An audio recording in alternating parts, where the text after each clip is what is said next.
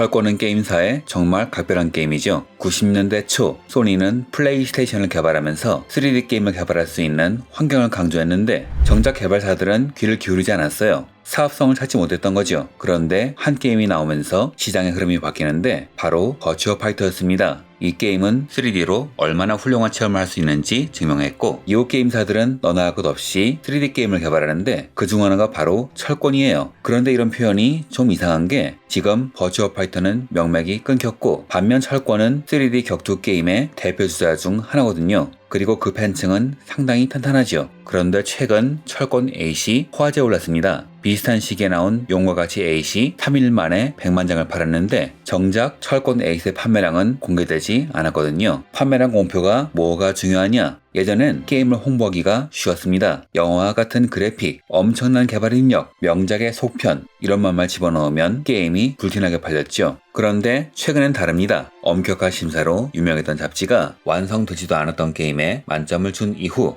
평론가들이 극찬한 게임에서 문제가 발견된 이후 사람들은 기존 미디어의 권위를 버리고 이후부터는 커뮤니티에서 다른 유저의 감상평을 보거나 유튜브를 보면서 게임을 고르게 되었죠. 즉 고객의 행동 패턴이 바뀌어버린 거죠. 그래서 마케터들은 어떻게든 SNS상에서 화제를 만들어야 했고 화제를 만들기 위해서 매출이 좋으면 바로 발표합니다. 그 판매량이 SNS상에서 이슈가 되니까요. 이런 상황인데 철권 8은 판매량을 빨리 공개하지 않아서 사람들의 의욕을 산 거지요. 하지만 결과적으로 철권 8은 출시 한 달 만에 200만 장을 돌파하여 전작 이상의 성공을 거뒀죠. 그리고 게임의 평도 아주 좋습니다. 그러니까 내부적으로 판매량이 좋아서 딱히 공표해서 이슈를 만들 필요가 없다고 판단한 거죠. 문제는 이 과정에서 일부 리뷰가 철권은 끝났다고 언급해버린 거예요. 사실 리뷰라는 것은 개인의 의견이므로 그러려니 하는데 그 근거를 찾다 보니 나름 납득이 들면서 갑자기 저출산 사회와 비슷하다는 생각이 들더군요. 대체 게임과 저출산이 무슨 관계냐? 그래서 이번 이야기는 철권과 저출산입니다.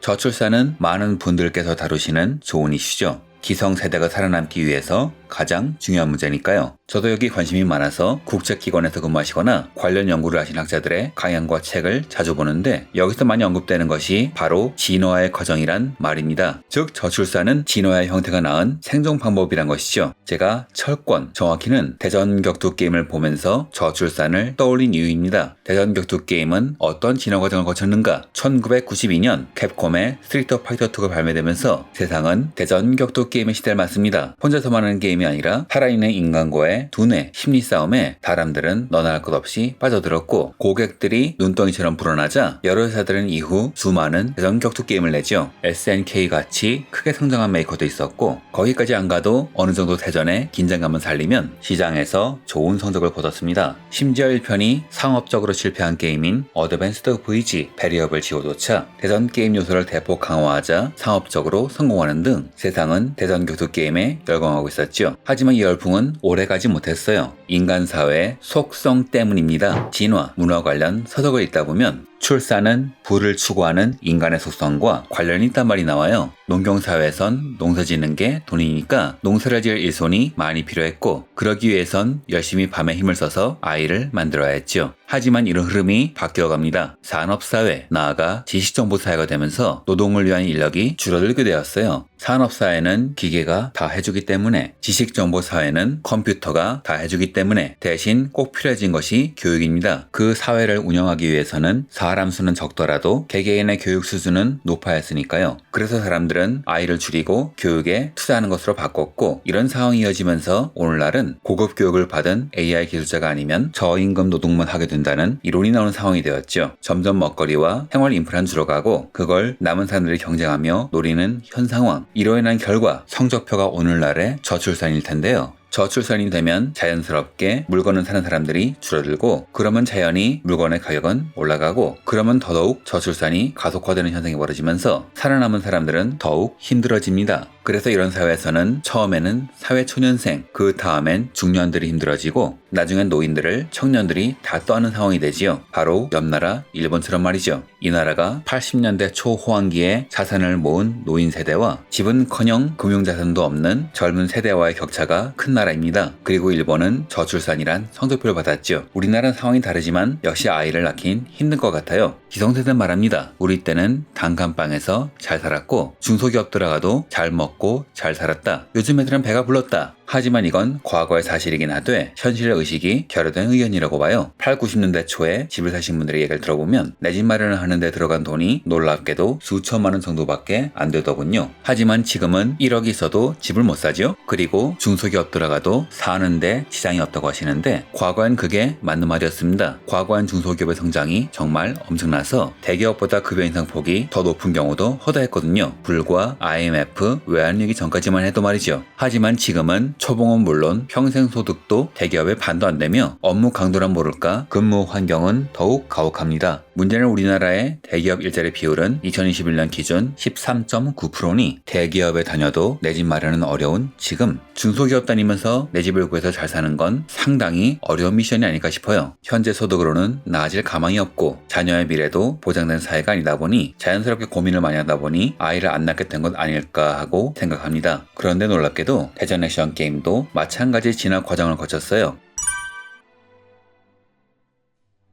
과거의 대전 액션 게임은 동네 싸움이었죠. 오락실에서 아는 사람과 하건 집에서 게임기로 친구하던 상대를 어느 정도 경험할 수 있기 때문에 어느 정도는 실력이 같이 성장합니다. 그런데 온라인 환경이 되면서 상황이 바뀌어요. 최근엔 실력에 맞는 사람을 골라주지만 초창기엔 그게 아니어서 유치원생과 국가대표를 엮어주는 상황이 자주 벌어졌죠. 이런 상대를 만난 말이죠. 게임에서는 아무것도 못합니다. 정말 버튼 한번 못 눌러보고 게임이 끝나요. 한 커뮤니티에서 철권에 뉴비 들어오는 만화 라는 것이 올라와 화제가 된 적이 있습니다. 한 초보가 철권을 시작하려고 합니다. 그런데 고수가 자동 봐주지 않고 패버리죠. 몇 번을 해도 마찬가지입니다. 그러다 초보는 이런 게임을 왜 하는지 모르겠다면서 가버리고 기존 플레이어들은 왜 이렇게 재밌는 게임을 안 하는지 모르겠다고 말합니다. 이 세상에 비교적 일찍 들어온 사람들은 10년 바싹 모으면 아파트든 단독주택이든 살 수 있었지만 지금은 대기업에 다녀도 10년 모아서 아파트를 사는 건 결코 쉬운 일이 아닙니다. 대전 액션 게임에 일찍 들어가서 꾸준히 게임을 한 사람들은 지금은 어떤 게임이든 빠르게 적응할 수 있지만 지금 시작한 사람들은 작정하고 연습해도 고수를 이기긴 쉽지 않겠죠. 이런 상황이므로 철권이 바로 판매량을 공개 안 했을 때 망했다는 분석이 나왔던 게 아닐까 합니다. 물론 결과적으론 잘 팔렸지만요. 게임도 잘 나왔고 그런데 게임이 아무리 좋아도 초보자의 진입 장벽이 높은 것은 변함이 없습니다. 그럼 이런 문제는 어떻게 해결할까요? 놀랍게도 저출산이나 대전격투나 해결책은 비슷합니다. 저출산은 임대주택 등을 많이 지어서 중간 단계 보금자리를 많이 마련해주고 맞벌이 부부가 아이를 키우시는 사회를 만들어주면 되죠. 대전격투는 초보자를 키우는 시스템을 만들고 뉴비와 격투할 때는 핸디캡을 주면 됩니다. 즉 내가 이 환경에서 성장할 수 있을 거라는 확신을 주는 것이죠. 그런데 이게 생각 외로 쉽지가 않아요. 임대주택을 짓는다고 하면 우리 집값 내려간다고, 내가 임대사업하는데 임대주택이나 대학기숙사를 지으면 난 어쩌냐고, 내가 위수 지역에서 장사하는데 군부대를 없애면 어쩌냐고, 애를 낳는다고 출산휴가를 가지면 기업 운영은 어떻게 하냐는 등 기득권에 진입한 사람들의 반대가 있어 쉽지가 않습니다. 대전격투도 마찬가지죠. 우리도 열심히 연습해서 지금의 재미를 느낀다. 너희도 연습하면 되는데 안 하는 것뿐이다. 심지어 뉴비인 걸 알고 일부러 조롱하며 가지고 노는 플레이어도 있죠. 또한 설령 뉴비를 돕고 싶은 마음이 있어도 온라인 세상에서 뉴비를 코치하는 건 생각 외로 쉽지가 않습니다. 즉 기성세대와 신규세대 간의 간극이 존재하고 이로 인해 환경이 만들어졌으며 그 환경에서 새로운 세대는 도태되므로 그 시장이 서서히 죽어가는 것이죠. 더 나아질 거라는 확신이 없기 때문에 아이를 안 낳고 더 좋아질 거라는 확신이 없기 때문에 대전격투를 안 하게 되는 것이죠. 그리고 두 시장은 이렇게 서서히 작아져 갑니다.